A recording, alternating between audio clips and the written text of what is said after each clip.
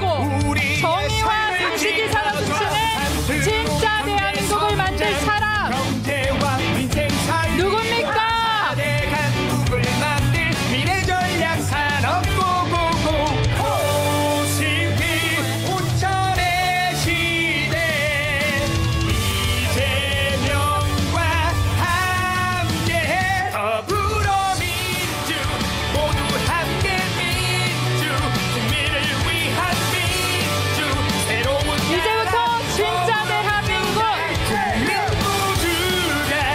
그 문을 활짝 연 양산시민 여러분과 더불어민주당의 자랑스러운 후보 이재명 대통령 후보가 함께하고 있습니다. 여러분 큰 함성과 박수 부탁드리겠습니다.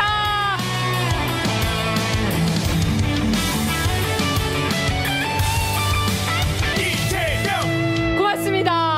네, 더불어민주 후보님 다시 자리로 모시도록 하겠습니다. 민주 국민을 위한 민주 새로운 나라 더불어민주당 지금은 진짜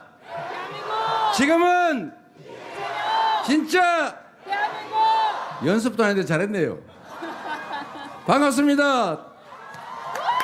더불어민주당 대통령 후보 여러분과 함께 6월 3일 새로운 대한민국을 열어갈 이재명 인사드립니다.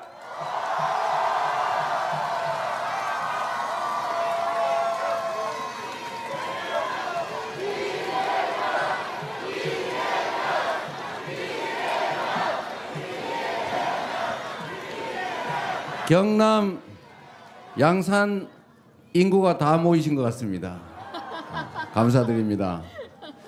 우리가 새로운 세상을 열어가고자 하는 그 간절함과 절실함, 절박함 때문이겠죠. 그렇죠? 맞습니다. 우리가 6월 3일에는 희망의 세상을 다시 시작합시다.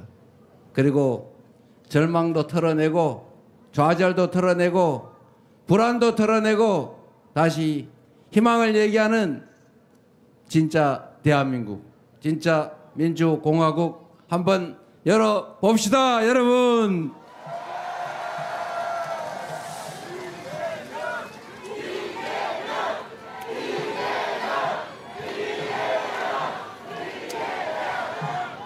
이 대한민국 대통령 또는 대통령으로부터 위임받은 권력을 행사하는 모든 대한민국 공직자, 그 공직자들은 그 부여받은 권력을 우리 국민들의 더 나은 삶, 우리 대한민국의 더 나은 미래를 위해서 써야 되는 게 상식이죠.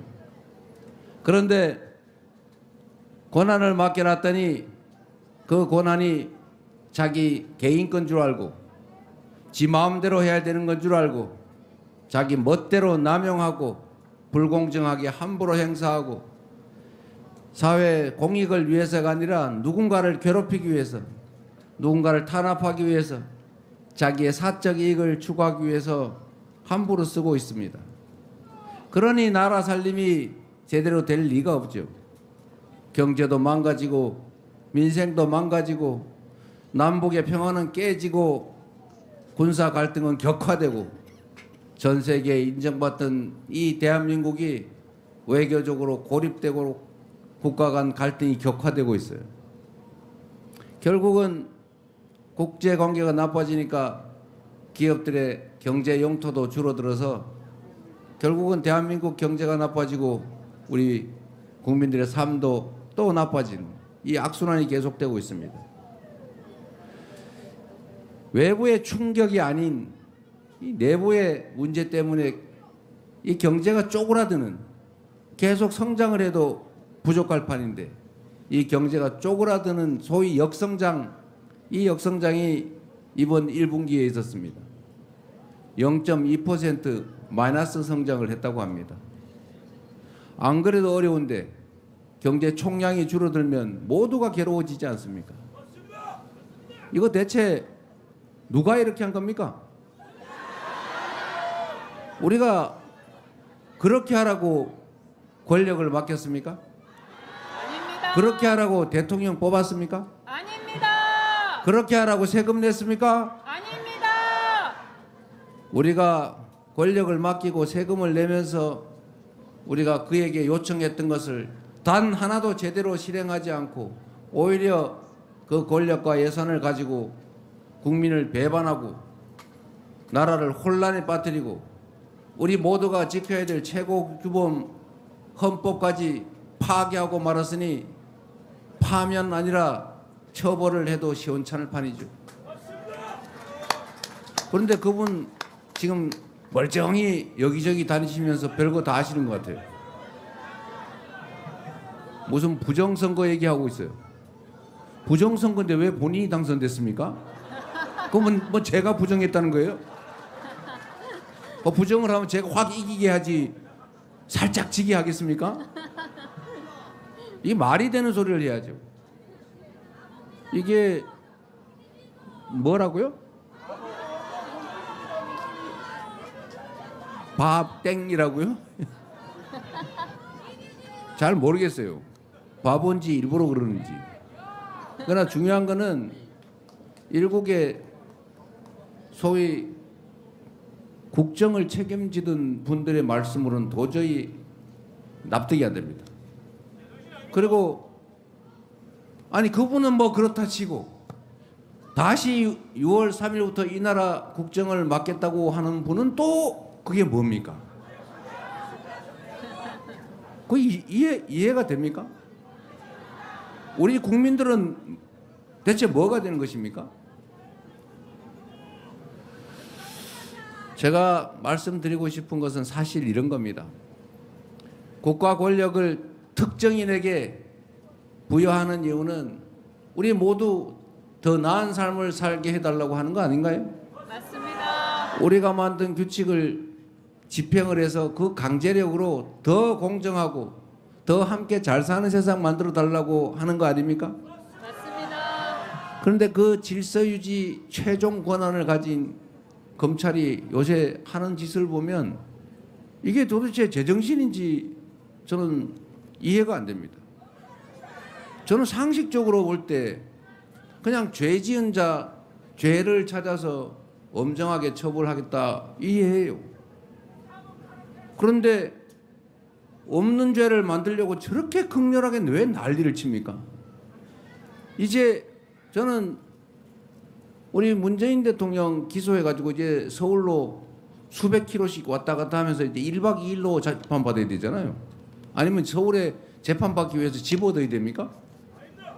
그거 대체 왜 그러는 겁니까? 아니면 여기 이 근처에다 기소를 하든지 원래 피의자 피고인 주소지에다가 하는 게 원칙이죠. 맞습니다. 저도 5군데인가 막 엄청 많이 기소돼 있어요. 영장은 한 군데다가 치더니 그걸 쪼개가지고 하나는 수원에, 하나는 서울 A부에, 하나는 B부에 이렇게 쪼개가지고 따로 하더라고요. 그게 뭔 심보예요? 왜 한 번에 몰아주면 안 됩니까? 기왕 재판 받는 거? 증거도 없는 사건들은 마구 기소해가지고. 저는 정말 이해가 안 돼요. 이게 제정신으로 하는 건가? 어떤 분이 그런 말씀하셨잖아요. 일단 기소해가지고 훈련된 유능한 검사하고 몇 년 싸우다 보면 한 3, 4년 지나서 대법원에서 무죄를 받더라도 그때는 이미 인생이 다 망가진 다음이다. 그거 누가 한 말이에요? 무죄 나도 상관없다 그 말이죠. 한번 고생 한번 해봐라 그 말이죠. 이런 걸 권력 남용이라 그러죠. 맞습니다. 직권 남용. 맞습니다. 국민이 맡긴 권력으로 누군가를 괴롭히는데 그 권력을 쓰면 되겠습니까? 안 됩니다. 대통령이 원래 하는 일이 여러 가지가 있습니다만은 그 중에 가장 중요한 일은 국민 통합이에요. 대통령을 누가 착각하기를 무슨 큰 통치자 이렇게 착각하는 사람이 있던데 크게 국민을 통합하는 최고의 책임자 대통령인 거예요.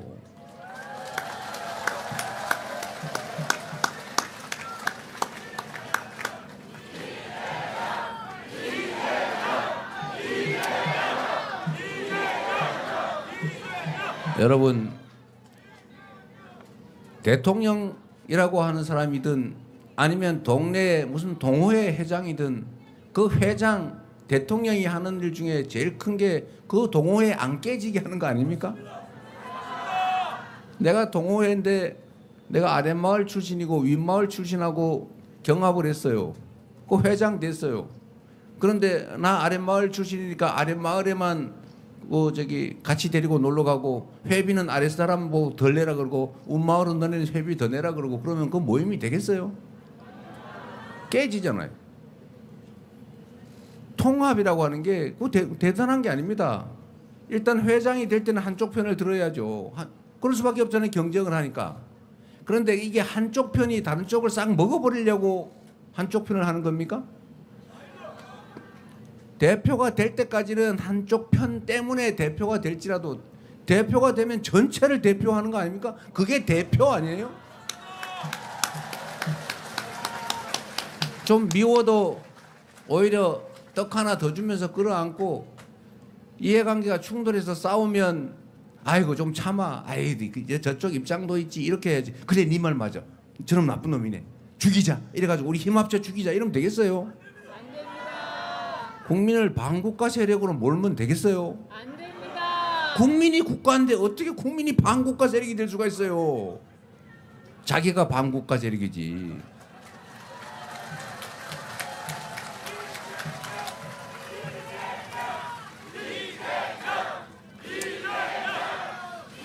우리 노무현 대통령께서 하신 말 중에 참 배울 게 많지만 그중에 제가 가장 감명 깊게 들은 말은 그거예요. 국민이 곧 국가다. 국민이 국가인데 어떻게 국민이 반국가 세력이 될 수가 있습니까? 자기 편을 안 든 사람이라 할지라도. 이게 지금 이 나라를 이렇게 만든 거예요. 우리나라 정치인들은 갈라져 싸우더라도 국민들까지는 갈라져 싸우지 않았지 않습니까? 그래도 지금은 그런데 국민들 중에 일부가 갈라져서요 서로 죽이려고 해요. 저를 칼로 찌르잖아요. 그 사람 저 아무 모르는 사람이에요. 전혀 일면식도 없는 사람이에요. 근데 그 사람은 나한테 무슨 억하심정이 있어서 그런 짓을 했겠습니까? 편가리를 당한 거죠. 세뇌가 된 거 아닙니까? 오로지 편을 갈라서 내 편, 네 편. 결국 국민들을 쪼갰잖아요. 이게 남북이 갈라져서 싸우는 것도 참 한탄스러운 일인데 거기다가 박정희 독재 정권이 동서로 갈라가지고 싸움 붙였지 않습니까? 그런데 요즘은 세대를 분리해서 싸움시키는 사람이 있어요. 이 남녀를 갈라가 싸움시키는 사람이 있어요. 이래가지고 나라가 어떻게 되겠어요? 통합, 이게 정치인들이 해야 될 제일 중요한 일입니다. 사람들은, 구성원들은 이해관계가 다르기 때문에 다투고 충돌할 수 있어요. 그러나 그 충돌을 최소화하는 것, 가급적 대화로 해결하게 하는 것, 그리고 양보해서 적정한 선에서 타협하게 하는 것, 이게 정치가 해야 될 조정 역할, 통합 역할 아닙니까?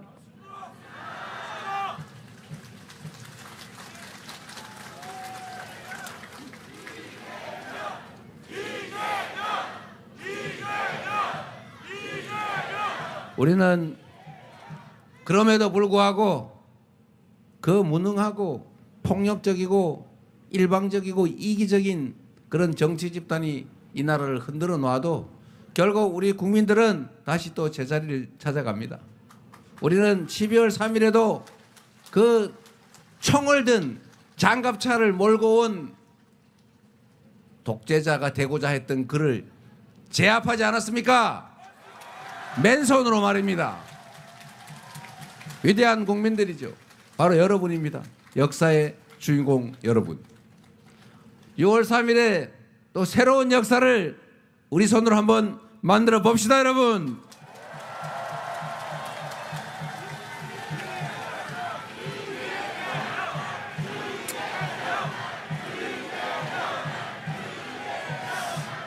우리가 되돌아보면 정말로 아슬아슬하지 않았습니까?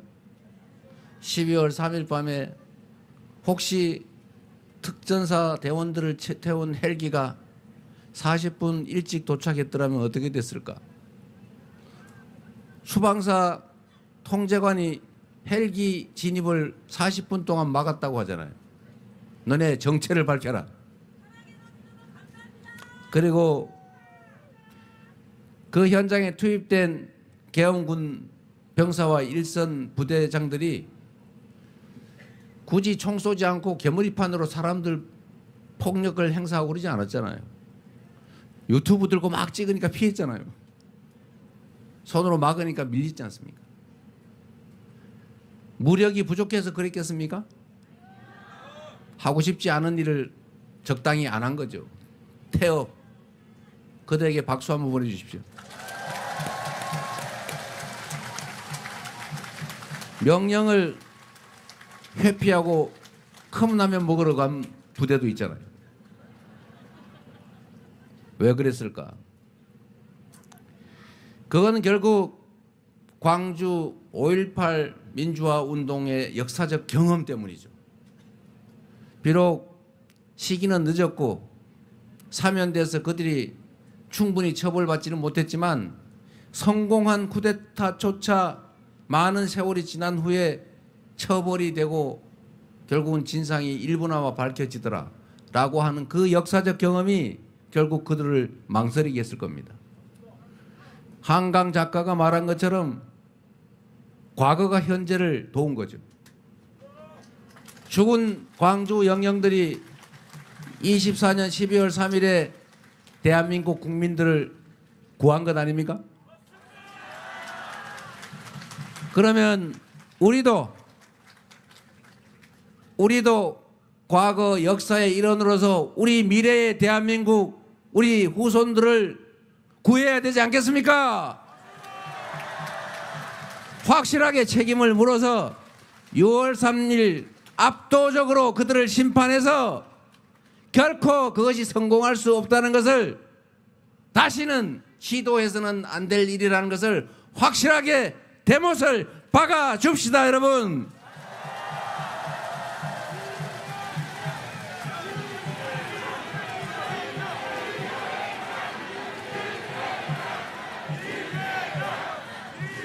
우리 대한민국 국민들은 참으로 위대한 국민들이죠. 식민지에서 해방된 나라 중에 유일하게 산업화에 성공하고 민주화에도 성공한 유일한 나라.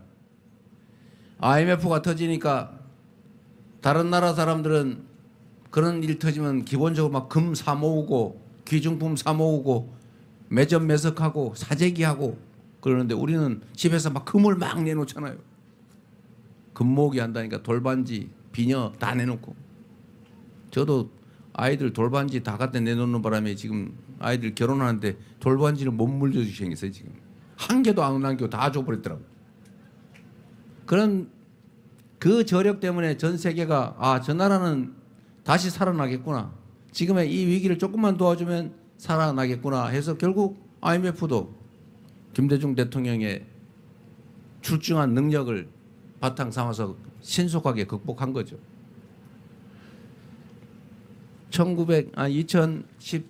2016년 그 박근혜 국정농단 때도 결국은 우리 국민들이 촛불을 들고 단 한 명의 피해자도 없이 유리창 한 장 깨지지 않고 비폭력으로 평화롭게 아름답게 혁명을 완수하지 않았습니까? 촛불혁명을. 얼마나 위대한 사람들입니까? 그리고 다시 2024년 12월 3일부터 지난 겨울 내내 우리는 응원봉을 들고 수백만이 길거리에서 싸워서 결국은 실패 확률 거의 없다는 성공 확률 99.99%라는 현 권력자의 친위 쿠데타를 우리가 제압하고 말았지 않습니까, 여러분? 우리 자신이 위대한 국민들입니다. 그래서 우리는 앞으로도 이 현재의 위기 역경을 가뿐하게 이겨내고 6월 3일부터 새롭게 미래를 향해서 확실하게 출발할 것입니다. 여러분이 그 선두에, 그리고 저는 그 앞에 함께 하겠습니다, 여러분.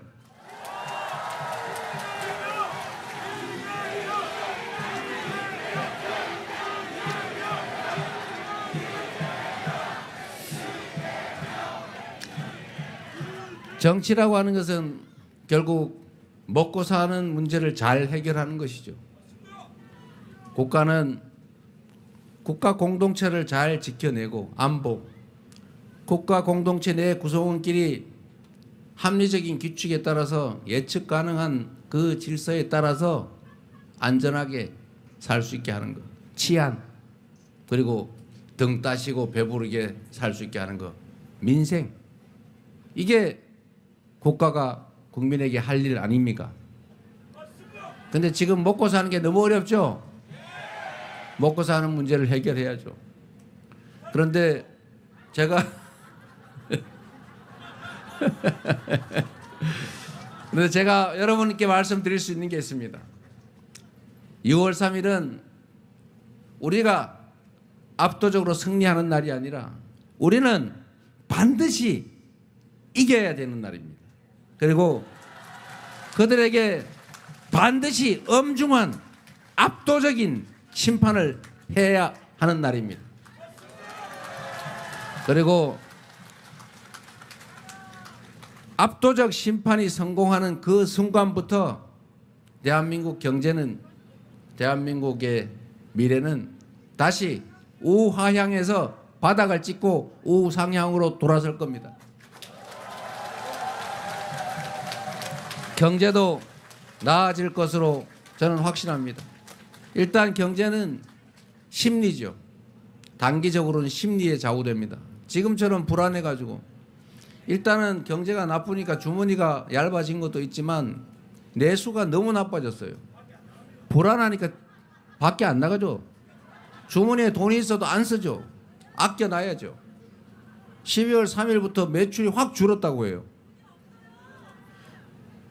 내수가 돌지 않으니까, 돈이 돌지 않으니까 더 어려워지는 겁니다. 점점 더 불안하고 점점 더 어려워지고, 어려워지니까 더 불안하고, 더 불안하니까 더 안 쓰고, 그러니까 더 나빠지고, 이 악순환이 지금 계속되고 있어요.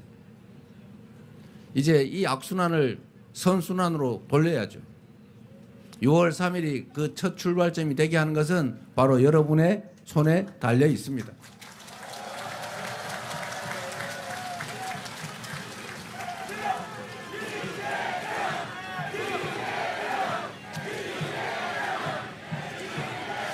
그래서 우리가 희망 섞인 이야기를 좀 나눠봐야 되지 않겠습니까?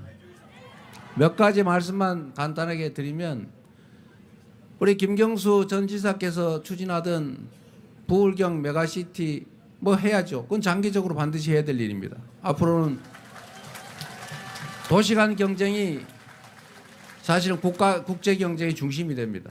그리고 광역화, 이게 사실은 경쟁력을 말해주죠. 그리고 부울경에 순환 교통망이 필요한 것 같아요. 이게 철도로 막히지 않고 다닐 수 있는 그 기간철 교통망이 필요하죠. 그런 부분들은 저희가 이미 공약에 말씀을 다 드렸으니까 한번 봐주시고, 크게 봤을 때 제가 지금 수도권 유세할 때 이 얘기를 많이 합니다.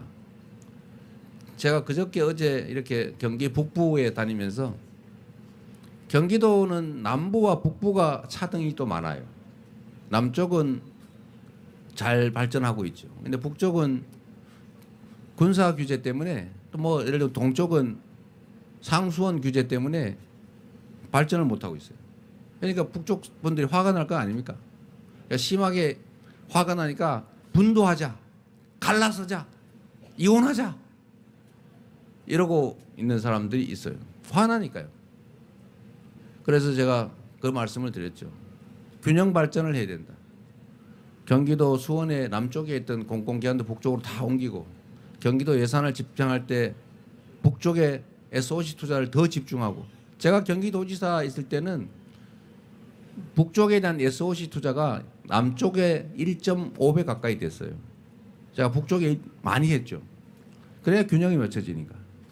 그 얘기를 하면서 제가 그렇게 말씀드렸습니다. 대한민국도 과거에는 수도권 집중이 국가 전체 성장 발전에 도움이 됐다.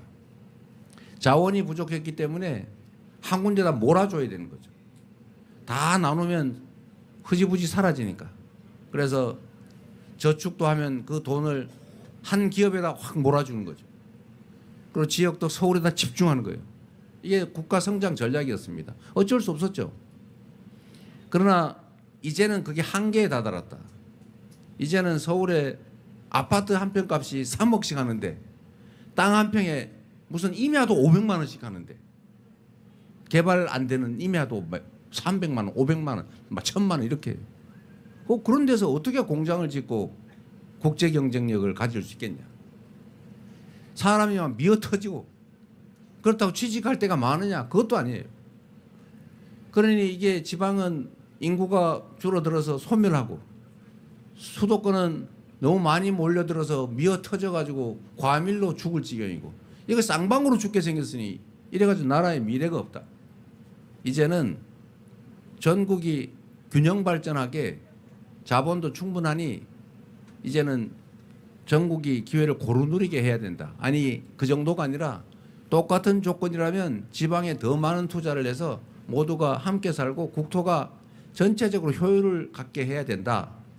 앞으로 다음 정부가 들어서면 혹시라도 지방에 더 많이 투자해도 섭섭하게 생각하지 마라. 이렇게 말씀드렸더니 다 박수 치더라고요.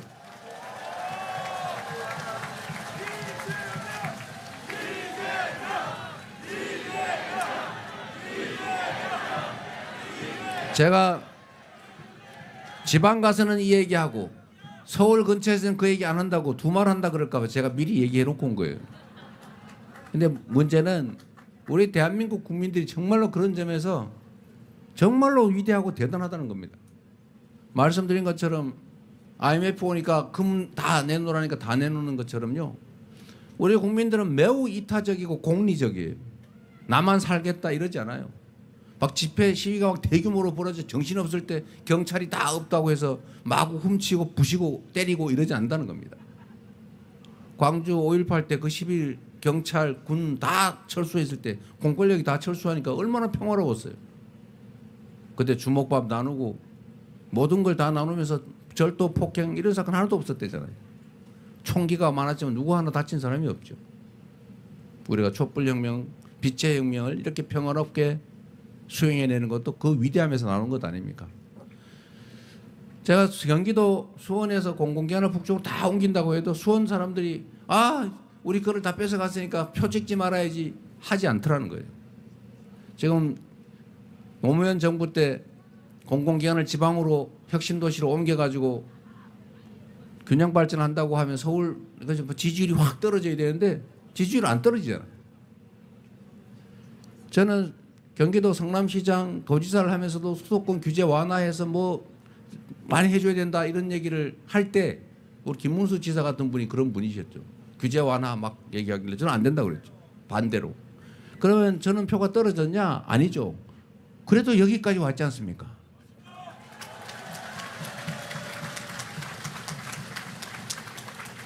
우리 국민들의 위대함이에요. 공리적이고 이타적이고 모두가 함께 잘 사는 길이 내가 잘 사는 길이다라는 것을 알고 실천하는 분들이죠. 바로 여러분, 위대한 대한민국 국민들입니다. 저는 그래서 이 저력을 가지고 우리가 다시 회복할 뿐만 아니라 지금보다 한 단계 더 도약할 수 있다고 믿어요. 그래서 제가 K 이니셔티브 우리가 가진 장점을 잘 발휘해서 각 모든 영역에서 다양한 영역에서 세계를 선도하는 나라가 되자. 1등 국가가 되자. 못할 게 뭐 있습니까, 여러분? 그 첫 번째가 문화국가죠. 우리 문화적 역량이 얼마나 뛰어납니까? 폭삭 소가수다를 전 세계인이 보고 울잖아요. 저도 경상도 사람도 원래 남자들이 울면 안 된다는 얘기 많이 하잖아요. 제가 집에서 그거 보다가 집 사람 모르게 아내 모르게 오다가 막 몰래 눈물 닦느라고 엄청 고생했어요. 그거 다 보고 나니까 눈에 진물이 나는 것 같더라고. 이 가장 한국적인 것이 가장 세계적이죠. 그 문화의 역량을 키우면 우리의 또 다른 성장의 기회, 발전의 기회가 올 거다. 그리고 이거는 대한민국 전체에 가는 거지만 어쨌든 지방 얘기를 조금만 더 드리면 이제 지방의 투자 그다음에 정책을 집중할 필요가 있다. 저는 재정 분배를 할 때도 서울에서의 거리 또는 부산에서의 거리에 따라서 좀 차등 인센티브를 줄 필요가 있다고 생각합니다. 그래서 지금 이미 있는 건 어쩔 수 없어요. 이미 있는 걸 뺏을 수는 없습니다. 새로운 영역에서는 최대한 공정하게 기회를 나누고 그 성과도 공정하게 가지도록 해서 이 양극화 불평등을 좀 최소화하자. 좁혀가자 조금씩. 저는 해소라는 말 좋아하지 않아요. 불가능하거든요. 어떻게 해소가 됩니까? 완화. 그리고 그런 면에서 새로운 정책을 할 때는 하다못해 아동수당을 새롭게 시작한다. 뭐 그러면 또는 농어촌 기본소득 이런 걸 한다. 그러면 전면적으로 하기는 어려우니까 먼 데부터 먼저. 똑같은 조건이면 먼 데를 한 10%, 20% 추가로 지급한다든지 또는 국가 교육 지원을 해도 국공립대 중에 저 서울에서 거리가 먼 국립대를 조금 더 지원한다든지 이렇게 해야 대한민국이 비로소 균형을 맞춰가겠다. 그리고 지방에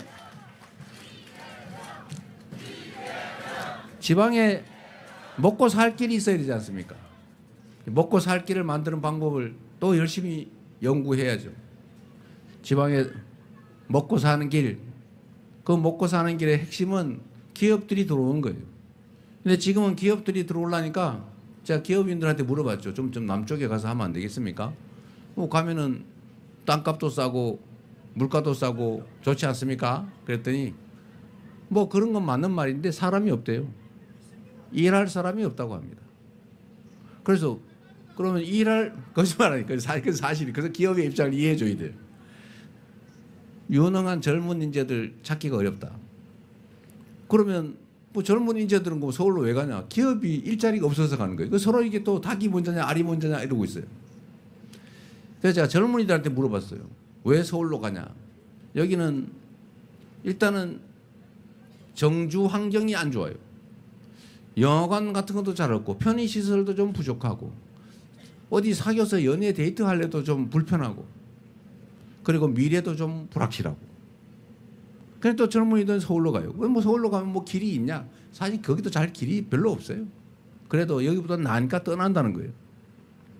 그래서 이런 악순환이 다 계속되어 있는데 이거를 한두 개를 해결한다고 해결되지가 않는다.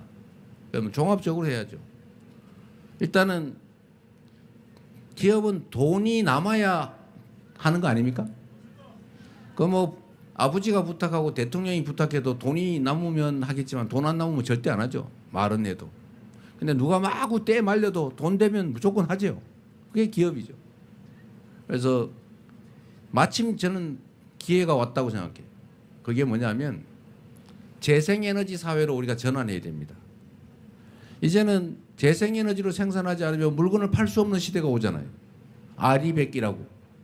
이 아리백 싫어하는 사람 있긴 한데 재생에너지로 100% 재생에너지로 생산 안 하면 안 산다. 이게 글로벌 기업의 국제 표준이 됐습니다. 다만 언제 시행할 거냐? 2030년 또는 2050년 딱 정해놨단 말이에요. 근데 지금 우리나라는 2030년이 되든 2050년이든 재생에너지가 공급이 될지가 불확실해요. 지금 상태는 거의 불가능합니다. 기업들은 10년, 30년, 20년 이런 장기 계획을 가지고 공장을 짓고 생산 계획, 기업 운영 계획을 짜는데 대한민국은 재생에너지가 지금 10%도 안 돼가지고 삼성전자 혼자 쓸래도 부족하다는 거예요. 그러니까 수출 기업들이 생산 기지를 해외로 옮기지 않습니까? 지금 이게 심각해요. 그런데 다행히 위기는 기회 아닙니까? 잘 활용하면. 다행히 이 서남 해안 또 동해안 울산 앞바다 거기가 풍력 해상 부유식 풍력 발전하기 좋대요. 서남해안은 태양광 풍력 발전하기 너무 좋지 않습니까? 그런데 전기는 송전하는데 비용이 많이 들죠. 생산지, 이 재생에너지가 생산되는 데서 가까운 지역이 전기가 쌓여야 정상입니다. 앞으로는 그렇게 변하게 됩니다. 그래서 앞으로는 기업 활동의 핵심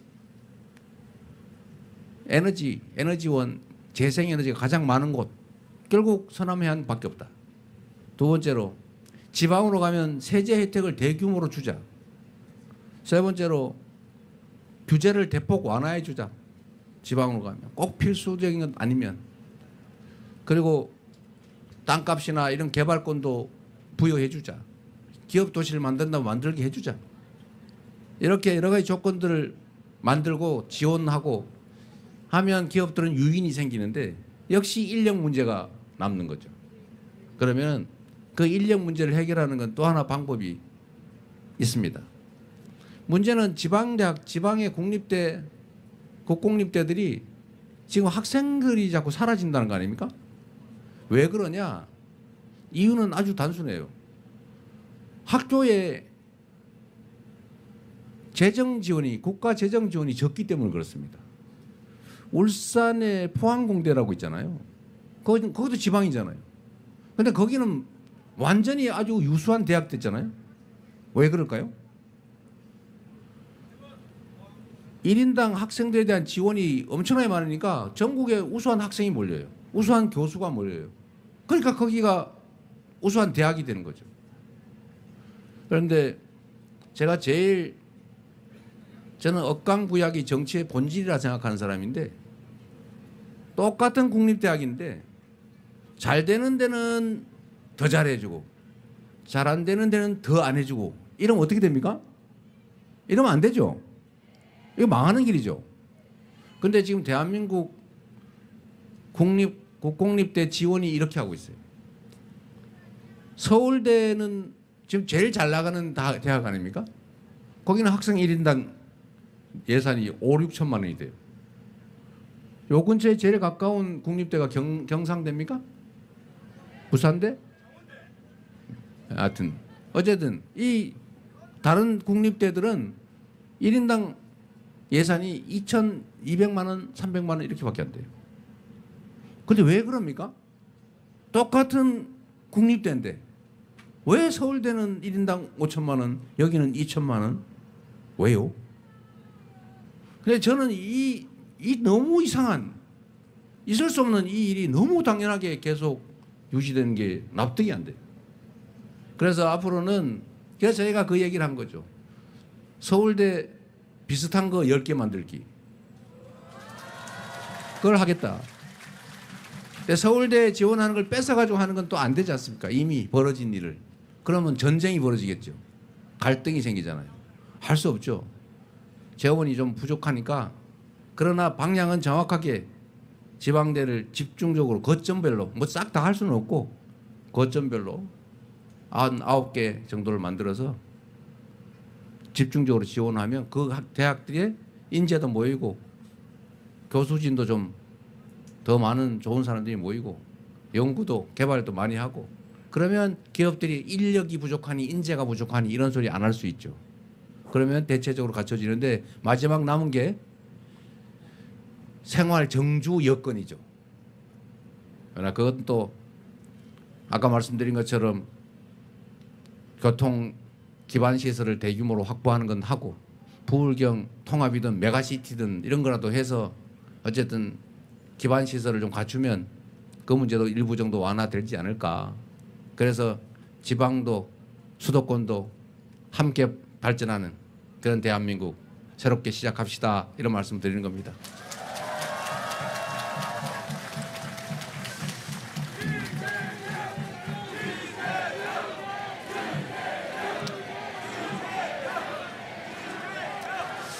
여러분, 저는 자신 있어요. 제가 잘나서가 아니라 우리 이 정말 이 국민들의 위대한 저력이 있기 때문에 우리가 불필요한 것들에 싸움질하느라 에너지 낭비하지 않고 작은 차이들을 넘어서서 정치도 좀 화합하고 포용하고, 그렇다고 제가 죄진 나쁜 사람들 싹 다 살려주자 이런 건 아닙니다. 뭐 통합과 봉합은 다른 거니까. 예? 통합과 봉합은 다르잖아요. 그러나 분명한 것은 정치적 입장에 따라 누군가를 불이익을 주고 또 정치적 상대를 제거하려고 하지 않고 서로 공존하면서 인정하고 역할을 나누고 100%를 다 갖는 게 아니라 일부는 또 인정하면서 오로지 개인 또는 특정 정치 집단의 이익이 아니라 국민과 국가의 더 나은 미래를 위해서 우리가 힘을 합치면 지금보다는 훨씬 더 나은 그런 대한민국, 그런 세상 되지 않겠습니까?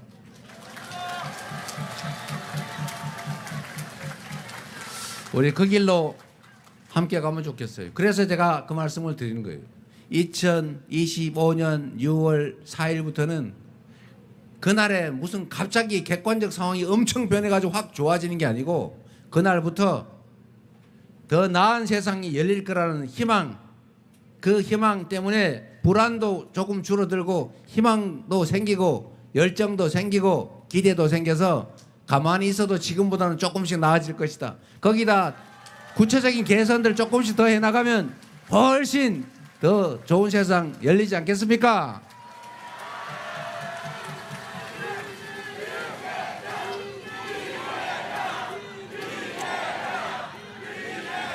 그런 세상을 만드는 힘은 결국 여러분 스스로에서부터 나온다.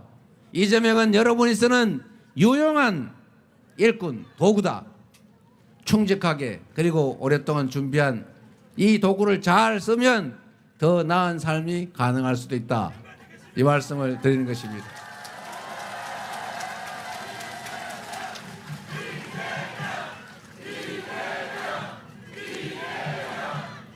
그리고 여러분, 우리 경남에 이재영 위원장을 포함해서 좋은 자원이 많잖아요. 우리 김두관 전 장관님 포함해서 이 좋은 자원들을 잘 키워서 충직하고 유능한 건 제가 보장하니까 기회를 꼭 한번 주세요. 여러분의 도구로 잘 쓰시기 바랍니다. 제가 하도 소리를 지르고 그랬다고, 말이 많다고 제가 지금 참모로부터 엄청나게 지금 잔소리를 듣고 있어서 제가 오늘은 여기까지만 하는 걸로 하고, 여러분, 우리는 역사적 순간을 지나고 있는 겁니다. 미래로 갈 건지 과거로 퇴행할 건지, 헌법이 파괴되고 특정 소수가 폭력적으로 많은 사람들을 지배하는 그런 원시적인 상태로 남아있을 건지, 아니면 국민의 주권이 존중되는 진짜 대한민국 민주공화국으로 나아갈지가 6월 3일에 결정됩니다. 그 결정은 이재명에 달려있는 것이 아니라 바로 여러분 손에 달려 있습니다. 여러분의 운명이, 여러분 자녀들의 삶이, 이 나라의 미래가 여러분 손에 달려 있으니 여러분 잘 부탁드립니다.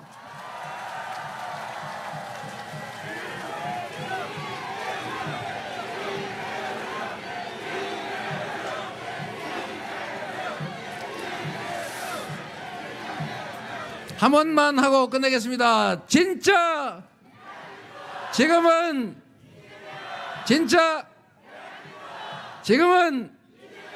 감사합니다.